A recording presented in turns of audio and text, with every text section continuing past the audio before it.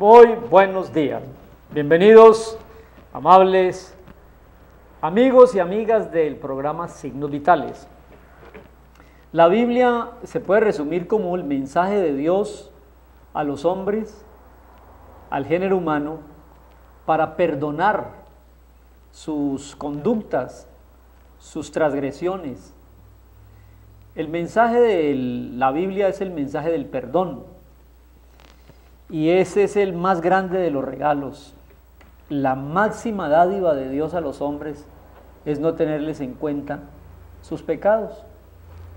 Pero solamente a través de el sacrificio, el pago por los pecados que hizo Jesús en la cruz. Ese es el gran mensaje del Evangelio, de la Biblia.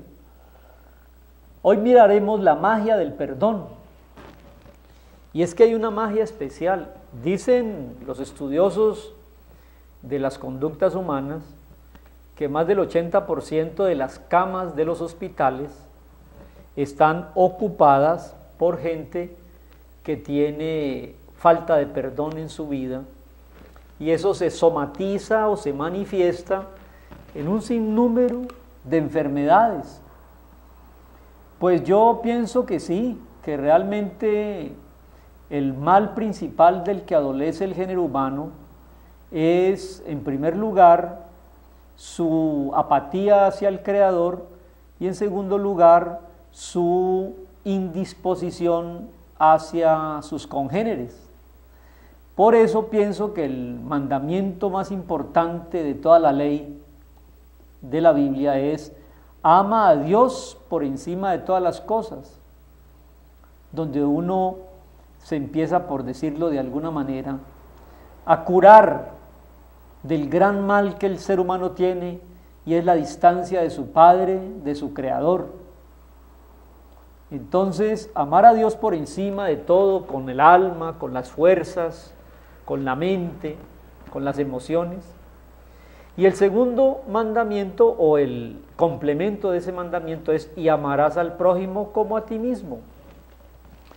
Y es allí donde funciona el perdón. En la oración que Jesús nos enseñó, el Padre Nuestro, lo encontramos en Mateo 6, Él dice: perdónanos como nosotros perdonamos a los que nos ofenden.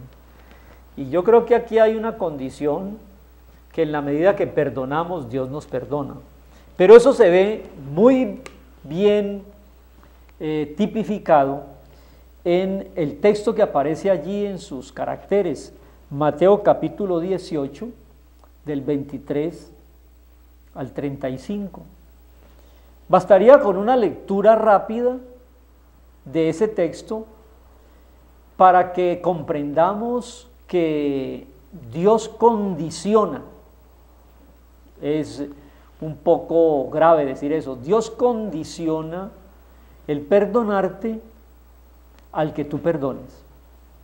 O sea, dicho de otra manera, si tú no perdonas, difícilmente Dios te perdona. Porque Él sabía, y Él nos conoce, que en la medida que nosotros estemos libres de complejos, de culpas, de amarguras y de resentimientos, en esa medida somos felices y saludables. La mayoría de las camas de los hospitales está ocupada por gente con resentimientos y amarguras, iras e intensos dolores. En el capítulo 18, verso 23, hay una historia que clarifica muy bien esto del perdón de Dios y lo que debemos hacer con nuestros semejantes. Si Dios nos perdonó mereciendo nosotros la condenación, y le costó ese perdón tanto como la sangre de su propio Hijo, ¿por qué yo no perdonar a mi prójimo una ofensa? Ese es como el gran argumento. Si supieras tú y yo lo que Dios ha hecho para salvarnos, perdonándonos, ¿por qué nosotros no usamos de la misma misericordia con otro, perdonándole una falta menor? Verso 18, de capítulo 18, verso 23. El reino de los cielos es semejante a un rey que quiso hacer cuentas con sus siervos. Comenzó a hacer cuentas y fue presentado uno que le debía 10.000 talentos. Eso en cifras actuales sería una millonada en dólares. 10.000 talentos. A este, como no pudo pagar, ordenó su señor venderle y vender a su mujer y vender a sus hijos y todo lo que tenía para que pudiera pagar la deuda. O sea que vendía a la familia y quedaba todavía con deuda. Entonces el siervo postrando suplicaba diciendo: Señor, ten paciencia conmigo, yo te voy a pagar todo. El señor de aquel siervo, movido a misericordia, le soltó y le perdonó la deuda. Bueno, una deuda de 10.000 talentos cuando el hombre suplica porque no tiene, y el hombre en el verso 27, el rey, movido a misericordia, le soltó y le perdonó la deuda. Pero, ahora viene el verso 28. En nuestras relaciones interpersonales somos más exigentes para que nos paguen. Pero cuando el deudor soy yo, suplico que tengan misericordia conmigo. O sea, yo pido misericordia de aquí para arriba, pero de aquí para abajo soy implacable. Verso 28. Saliendo este siervo que le perdonaron, halló a uno de sus consiervos que le debía 100 denarios. La diferencia entre 10.000 talentos y 100 denarios es la que puede haber entre $1.000.000 y $10.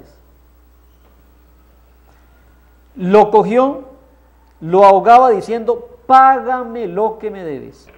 Entonces su consiervo se postró a sus pies y le rogaba diciendo: ten paciencia conmigo que yo te pagaré todo. Mas él no quiso, sino fue y lo echó a la cárcel hasta que pagara la deuda. ¿Siente usted lo que yo siento?